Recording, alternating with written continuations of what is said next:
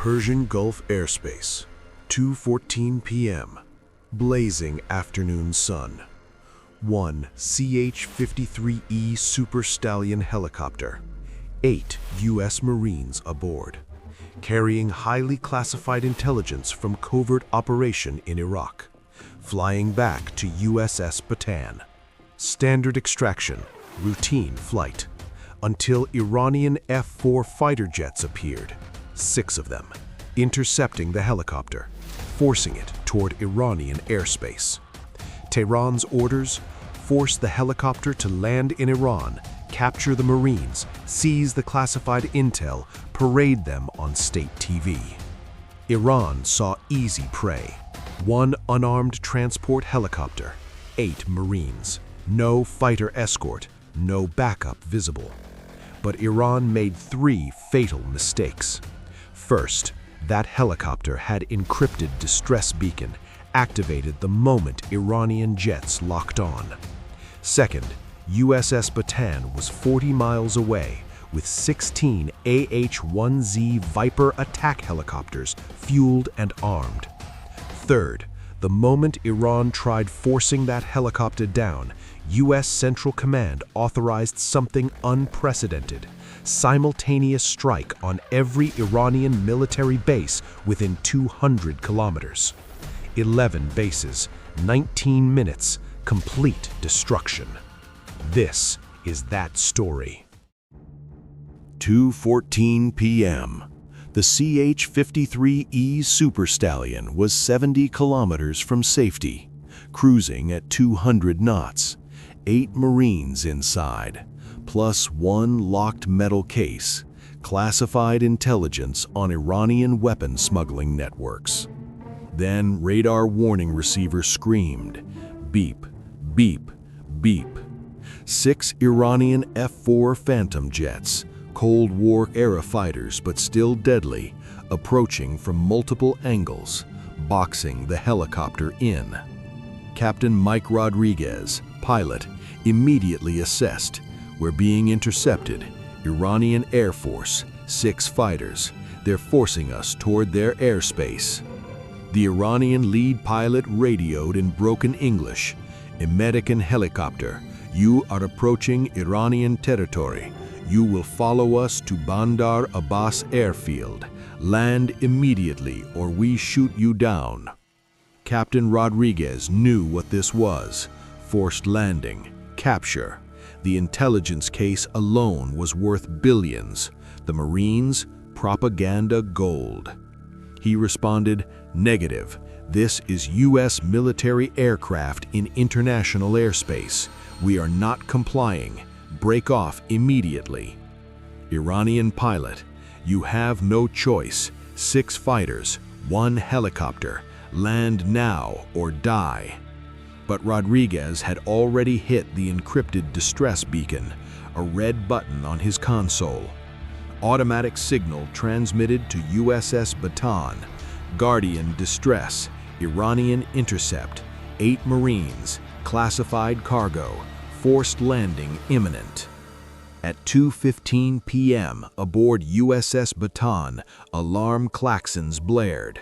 Marine Colonel James Reeves, Amphibious Ready Group Commander, saw the alert, read it twice, made immediate decision: launch all Vipers, combat air patrol, find that helicopter, engage any Iranian forces attempting capture. I want 16 gunships airborne in 90 seconds. Authorization to use all necessary force. At 2:16 p.m., 16 AH-1Z Viper attack helicopters launched from Bataan. 2-man crews, Hellfire missiles, Hydra rockets, 20mm cannons, full combat load.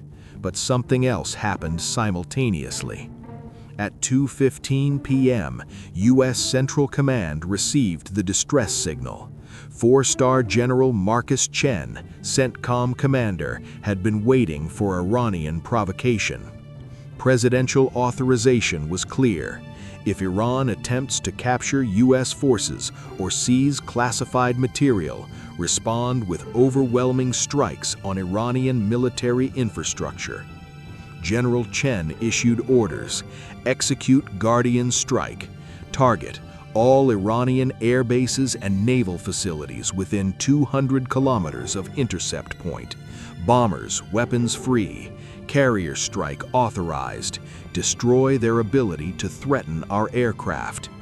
At 2:17 p.m., while Iranian F-4s were still forcing the helicopter toward Iran, 6 B-57 Stratofortress bombers, already orbiting over international waters, received targeting data. 11 Iranian military bases, coordinates locked, weapons armed. At 2:18 p.m., the helicopter was 30 kilometers from Iranian coast, Iranian jets closing tighter, preparing to force landing. Captain Rodriguez radioed his crew, "Marines, we may have to set down. If we do, defensive perimeter immediately. Protect that case at all costs. Help is coming."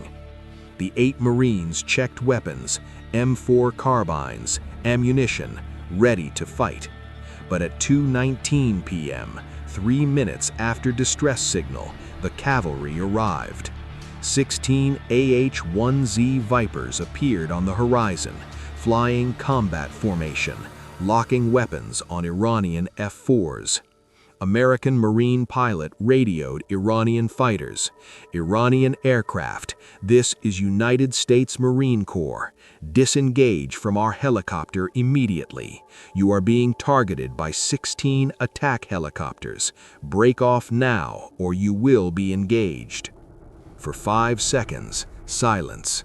Then Iranian fighters broke formation, banking away, retreating toward Iranian coast. They'd seen Viper attack helicopters before, knew what they could do. At 2:20 p.m., the CH-53E was safe, surrounded by 16 Marine gunships, heading back to Bataan. But the response had already been triggered, and it was unstoppable. 2:21 p.m. 6 B-52 bombers opened their bomb bays, each carrying 50 AGM-86 cruise missiles, 300 total. Target list appeared on pilot displays. Bandar Abbas Air Base, 15 missiles assigned. Bushehr Air Base, 12 missiles. Chabahar Naval Base, 20 missiles. Josk Naval Facility, 18 missiles. 7 smaller bases, remaining missiles distributed. At 2:22 p.m., 300 cruise missiles launched, falling away from B-52s, engines igniting, autonomous flight, GPS guided, terrain following. 19 minutes to target. At 2:23 p.m., USS Ronald Reagan, 100 miles away, launched 24 FA-18 Super Hornets, armed with precision bombs. Their targets, Iranian radar installations and air defense systems near the bases. At 2:28 p.m., American electronic warfare aircraft began jamming Iranian air defense radar, making them blind to incoming missiles. Iranian commanders saw nothing. Radar screens empty, no warnings. At 2:33 p.m., 11 minutes before missiles arrived, Iranian Air Force finally detected something. Faint radar returns, many contacts, inbound. Panic in Iranian command centers, scrambling fighters, activating air defenses. Too late. At 2:41 p.m., 300 cruise missiles reached Iranian coast, splitting up, each missile navigating to its specific target. At 2:41:15 p.m., Bandar Abbas Air Base, Iran's largest military airfield in the south, erupted. 15 cruise missiles struck simultaneously. Runways cratered, hangars exploding, fuel depots massive fireballs, control tower collapsed, maintenance facilities destroyed. 18 F-4 Phantom fighters on the ground, destroyed where they sat, never got airborne. At 2:41:30 p.m., Bushehr Air Base hit, 12 missiles, same devastation, runways destroyed, aircraft burning, command buildings flattened. At 2:41:45 p.m., Chabahar Naval Base, Iran's strategic port, obliterated. 20 missiles. Piers destroyed. Patrol boats sunk. Warehouses exploded. Naval headquarters collapsed. At 2:42 p.m., Josk Naval Facility struck. 18 missiles. Submarine pens destroyed. Fuel storage, massive explosions. Radar towers toppled. Within 90 seconds, 11 Iranian military bases ceased functioning. Every runway cratered. Every hangar destroyed. Every command center collapsed. Every fuel depot burning. But American forces weren't done. At 2:43 p.m., 24 FA-18s arrived over Iranian bases, dropping GBU-31 JDAM precision bombs on anything still standing. Iranian air defense systems that survived cruise missiles, destroyed by laser-guided bombs. Backup command bunkers penetrated and collapsed. Aircraft shelters demolished. At 2:44 p.m., 4 American submarines launched 48 additional Tomahawk missiles from underwater, targeting Iranian radar stations along the coast. Every early warning installation eliminated. By 2:48 p.m., 19 minutes after the first B-52 launched its missiles, 11 Iranian military bases were smoking ruins. 0 aircraft could take off. 0 ships could launch. 0 radar systems functioned. Iran's entire military infrastructure along the Persian Gulf functionally destroyed in 19 minutes. American losses? 0. Not 1 aircraft damaged, not 1 missile intercepted.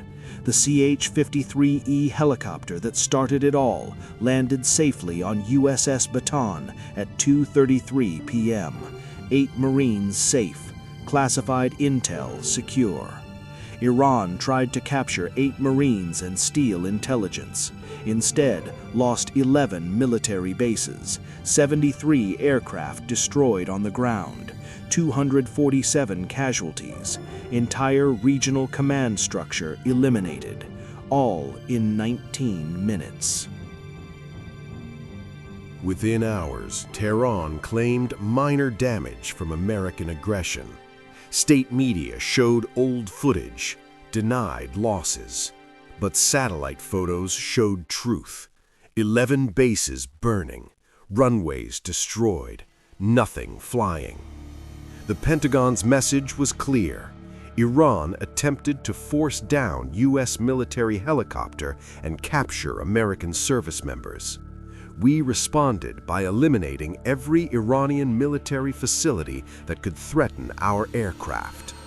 Strategic impact was massive. Iran lost more military capability in 19 minutes than in entire Iran-Iraq war battles. Every base that could launch aircraft against American forces, gone. Every naval facility that could send boats to harass ships, destroyed. Every radar station that could track movements, eliminated. But the psychological impact was greater. Iran tried capturing 8 Marines from 1 helicopter. America destroyed 11 bases, 348 cruise missiles and bombs, perfect precision. The message: touch 1 Marine, lose your entire military infrastructure in that region. That's not proportional response, that's annihilation.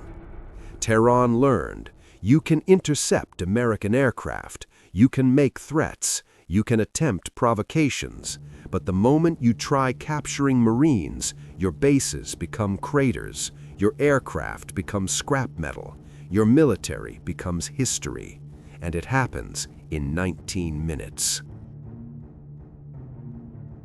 2:14 p.m. 6 Iranian fighters force 1 Marine helicopter toward capture. 2:33 p.m.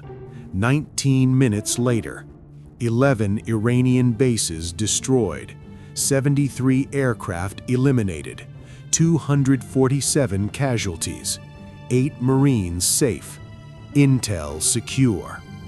Iran wanted to capture 8 Marines and embarrass America. Instead, lost 11 bases and learned a lesson. Never intercept Marine helicopters. Never threaten Marine aircraft. Never try capturing Marines. Because 19 minutes later, your military infrastructure is ruins. This is Operation Guardian Strike. 19 minutes, total devastation. Never touch Marines.